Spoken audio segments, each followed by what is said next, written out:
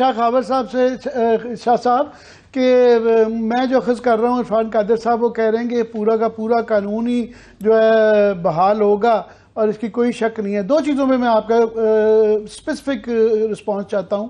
ایک تو یہ کہ یہ کیا 84(3) کے تحت جو اپیل ریویژن اور اپیل کے درمیان تفریق کی جا رہی ہے کہ ایک حق آئینی ترمیم کے بغیر ہو سکتا ہے. 1 2 اس کا ریٹروسپیکٹو ایفیکٹ کا ایک بہت بڑا ایشو ہے.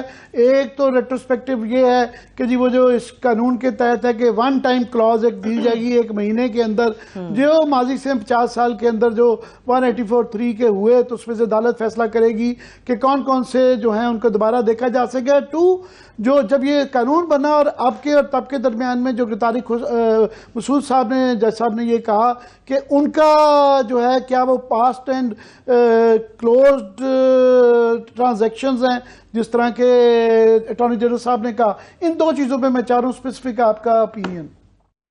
جی عامر صاحب بات یہ ہے آرٹیکل 184(3) جو ہے جو سو موٹو جورسڈکشن جس کو کہتے ہیں اس کے بارے میں دیکھیں ایک بہت زیادہ اس پہ بحث ہوتی رہی اور اس چیز کی ضرورت محسوس ہوتی رہی اور اس مطالبہ بھی آتا رہا کہ 184(3) کی جو پروسیڈنگز ہوتی ہے وہ پہلی اور آخری پروسیڈنگز ہوتی ہے. اگر کوئی بھی کورٹ سپریم کورٹ اس میں اگر از خود نوٹس لے لے کسی کیس میں تو وہ خود ہی ٹرائل کورٹ ہے اور خود ہی فائنل کورٹ آف لا ہے. تو اس کے اوپر کوئی رائٹ آف اپیل نہیں تھا. ہاں اس پہ ایک ریویو جو ہے وہ تو ہر سپریم کورٹ کی ججمنٹ کے اگینسٹ جو ہے وہ فائل کیا جا سکتا ہے لیکن اس کا سکوپ بڑا محدود ہوتا ہے. ریویو جو ہے وہ صرف اس چیز کو دیکھتا ہے وہ پوری کیس کو دوبارہ اوپن نہیں کرتا. اس میں وہ سپریم کورٹ یہ تقاضا کرتی ہے کہ آپ نے پوائنٹ آؤٹ کرنا ہے کہ اس ججمنٹ میں کون سا قانونی آئینی سکم ہے جس کو دور کرنا ضروری ہے. تو اس لیے اس کی ضرورت تو اپنی جگہ پہ موجود ہے اور تھی بھی. اور ابھی یہ پریکٹس اینڈ پروسیجر ایکٹ میں جس کو معطل کیا گیا اس کی آپ نے دیکھا ہوگا کہ اس دن جسٹس فائز عیسیٰ نے جو بینچ بنایا تھا اس میں انہوں نے اس کی معطلی بینچز بنانے کے اس پہ تو حکم امتناعی انہوں نے ختم کر دیا تھا کیونکہ انہوں نے جو 15 رکنی بینچ بھی بنایا تھا اور اس کے بعد بھی جو ابھی روسٹر آف سٹنگ جو ایشو ہوا ہوا ہے اس ہفتے کا وہ انہوں نے اپنے 2 سینئر موسٹ ججز سے مشاورت کے تحت بنایا. اب دیکھنا یہ ہے کہ ایک اچھی بات جو پہلے بھی اس کی ضرورت محسوس ہو رہی تھی اور میں سمجھتا ہوں کہ بڑی اچھی بات وہ یہ ہے کہ اس پہ جو اس وقت فل کورٹ ہے 15 ججز کی اس پر مشتمل وہ اس کیس کو دیکھ رہے ہیں اور میں سمجھتا ہوں کہ وہ آئین اور قانون کی روشنی میں بالکل ایک اچھی وہ آئین اور قانون کی وضاحت سامنے آئے گی کہ آئدر جو ابھی آپ نے کوشچن کیا کہ وہ جو رائٹ آف اپیل ہے وہ کیا وہ قانون جو ہے وہ ایکٹ آف پارلیمنٹ کے تحت دیا جا سکتا ہے یا وہ ایک سبسٹینشل امینڈمنٹ ہوگی جس کے تحت آئین میں ترمیم ہونا ضروری ہے. یہ ایک کوشچن ہے جو کہ ایک آرگیویبل کوشچن ہے لیکن میں یہ سمجھتا ہوں کہ ابھی کیونکہ 25 سپٹمبر تک جو ہے اس کیس میں تمام فریقین سے تحریری جو ان کے دلائل ہیں وہ مانگ لیے گئے ہیں اور غالباً 3 اکتوبر یا 4 اکتوبر کی آئندہ ہیئرنگ ہے. میرا خیال ہے کہ 4 یا آئندہ جو ہیئرنگ ہے اس کے اوپر یہ تمام چیزوں کو دیکھنے کے بعد وہ اس چیز کی انٹرپریٹیشن آ جائے گی اور میں سمجھتا ہوں کہ وہ جو بھی انٹرپریٹیشن ہوگی وہ آئین اور قانون کے مطابق ہوگی. ہمیں یہ بھی لگ رہا ہے کہ وہ منقسم اس میں رائے آئے گی اس میں میجورٹی کے تحت جو ہے وہ جو انٹرپریٹیشن ہوگی لیکن اس کے اوپر کم از کم کسی کو اعتراض نہیں ہوگا. اس کی وجہ یہ ہے کہ وہ ایک کولیکٹیو وزڈم جو ہے وہ پوری کورٹ کا سامنے آ جائے گا.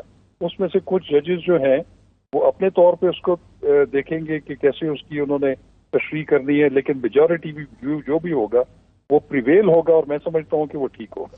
میں کوئکلی عرفان قادر صاحب آپ کا کلوزنگ کامنٹ چاہوں گا کہ بڑی اچھی بات ہے کہ فائز عیسیٰ صاحب چیف جسٹس کے آنے سے آپٹکس بڑے اچھے ہیں.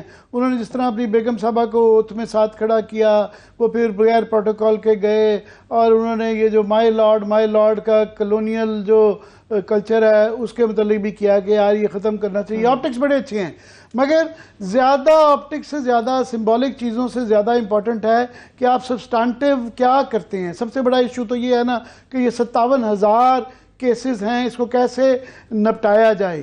ایک دو چیزیں اس کے اندر، ایک تو یہ ہے کہ یہ جو امید کی جا رہی تھی کہ یہ منقسم سپریم کورٹ کی وجہ سے، اور یہ جو اس وقت کیس چل رہا ہے پریکٹس اینڈ پروسیجر والا، جو جکڑ لاک جام جو آ گیا تھا، اس کے ختم ہونے سے کم از کم ایک فیصلے ہو پائیں گے اور اس کے بعد سے ایک راہ ہموار ہو جائے گی. دوسرا، موجودہ حالات میں اگر آپ کوئکلی یہ بتا سکیں کہ وسائل کے ساتھ، موجودہ وسائل میں کیا ایسی چیزیں ہیں کہ جس کے ذریعے یہ سپریم کورٹ بغیر گورنمنٹ کے کیا ریفارمز کر سکتی ہے جس سے کہ یہ راہ ہموار ہو فوری انصاف کی؟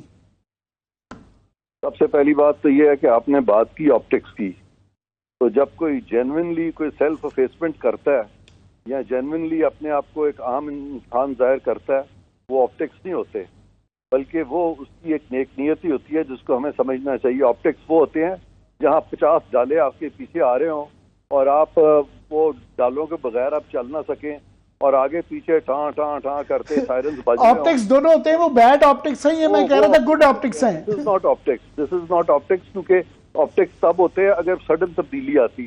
میں نے پچھلے کچھ تقریباً چند سالوں سے میں آبزرو کر رہا ہوں ان کو، یہ جسٹس فائز عیسیٰ صاحب کو، یہ وہاں میں بھی چونکہ ابھی پیچھے تھا سرکار میں، تو یہ تو وہاں پیدل آ جایا کرتے تھے سپریم کورٹ میں، اور خالی انہوں نے سمپل وہ پتلون پہنی ہوتی تھی، قمیض پتلون پہنی ہوتی تھی، اور وہ پیدل سپریم کورٹ میں آ رہے ہوتے تھے اور بہت ساری چیزیں یہ کرتے تھے بالکل سمپل جو کہ کرنی چاہیے. ججز کو اسی طرح ہونا چاہیے. پرانے ججز میں جانتا ہوں ایسے ہی ہوا کرتے تھے، ہمارے ساتھ بیٹھ کے ایبٹ روڈ پہ مرغ چھولے بھی کھاتے تھے تو کسی کو پتہ نہیں ہوتا تھا کہ آ کے یہاں بیٹھے ہوئے ہیں. تو یہ طریقہ ہوتا تھا، بیکاز ججز جو ہے نا وہ اپنے آپ کو کبھی بھی جج بن ہی نہیں سکتا جب تک کہ وہ سیلف افیسمنٹ میں جینوئنلی نہ بلیو کرے. تو یہ پہلی چیز ہے جج کے لیے، اس کی عاجزی، انکساری، اور جینوئنلی سمجھے کہ میں ڈیپ ڈاؤن ایک بڑا معمولی آدمی ہوں، تو وہی جج بننے کے قابل ہوتا ہے. تو یہ اچھی چیز ہے. انہوں نے جو بہت ساری سادگی جو انہوں نے دیکھنے کو ملی ہے، میں سمجھتا ہوں یہ بہت اچھا ہے. اب آپ کی دوسری بات آ رہی ہے کہ جی وہ کیا کر سکتے ہیں. یہ تو ٹھیک ہے، انہوں نے ذاتی طور پہ تو ان کی کوشش بہت اچھی ہے، لیکن کیا سپریم کورٹ جو ہے اس میں تبدیلی آئے گی، بیک لاگ کم ہوگا؟ اس میں کیا کریں گے؟ اس پہ بڑا محنت ٹاسک ہے جو کرنا ہے. ایک تو یہ کرنا ہے کہ سپریم کورٹ میں ججز کی تعداد بڑھانی ہوگی. دوسرا یہ کرنا ہے کہ اس جو ججز جو ہیں جن کی اپوائنٹمنٹ صحیح نہیں ہے، ان کی اپوائنٹمنٹس جو ہے اس کو، اس میں سے بہت سارے ججز جو ہیں میرا خیال ہے ہو سکتا ہے کہ ان کو واپس جانا پڑے اور اپنی باری کا انتظار کریں. جب وہ سینئر انف ہوں گے تو پھر وہ سپریم کورٹ پہ آئیں گے. اور ان دا مین ٹائم جو سینیورٹی پرنسپل ہے وہ ڈیفینیٹلی، اور پھر جو جوڈیشل کمیشن آف پاکستان ہے ان کو یہ ساری اپوائنٹمنٹ مجھے قادر صاحب بہت شکریہ آپ کا ہمیں جوائن کرنے کا. آپ کو تنگ کرتے رہیں گے. میں کوئکلی چاہوں گا شاہ خاور صاحب کے کلوزنگ کامنٹس لینا کہ شاہ صاحب یہ مدر آف آل کیسز تو 90 دن کا الیکشن ہے، وہ جسٹس بندیال صاحب فیصلہ دے گئے مگر وہ امپلیمنٹ نہیں کروا پائے. تو یہ جب یہ جو اصولوں کی بنیاد پہ وہ رکا ہوا تھا بینچز کے حوالے سے فل کورٹ نہ ہونے کے، تو کیا جو صدر صاحب بھی اب لکھ چکے ہیں الیکشن کمیشن کو کہ پھر عدالت سے پوچھ لیا جائے، تو کیا اس فیصلے کی امپلیمنٹیشن کا نئی supreme court under the guidance of justice فائز عیسیٰ یہ فیصلہ ہو پائے گا؟ کہ سب سے بڑا مسئلہ تو اس وقت 90 دن کے الیکشن کا ہے. جی عمر صاحب، وہ تو ایک پٹیشن جو ہے وہ آئی ہوئی ہے، پاکستان بار کونسل نے بھی فائل کی ہوئی ہے 90 دن کے الیکشن کے حوالے سے. لیکن دوسرا یہ ہے کہ جو آپ جس مقدمے کی بات کر رہے ہیں وہ 14 مئی کا جو الیکشن کی ڈیٹ دی تھی سپریم کورٹ آف پاکستان نے، اور انہوں نے الیکشن شیڈیول بھی نافذ کر دیا تھا. انفارچونیٹلی وہ امپلیمنٹ نہیں ہو سکی. میں سمجھتا ہوں کہ ٹھیک ہے اس سے کچھ اصول تو وضع کیے جا سکتے ہیں، لیکن وہ جو پٹیشن تھی ان کا جو آرڈر تھا 14 مئی کو الیکشن کروانے، وہ تو پریکٹیکلی غیر مؤثر ہو چکا ہے.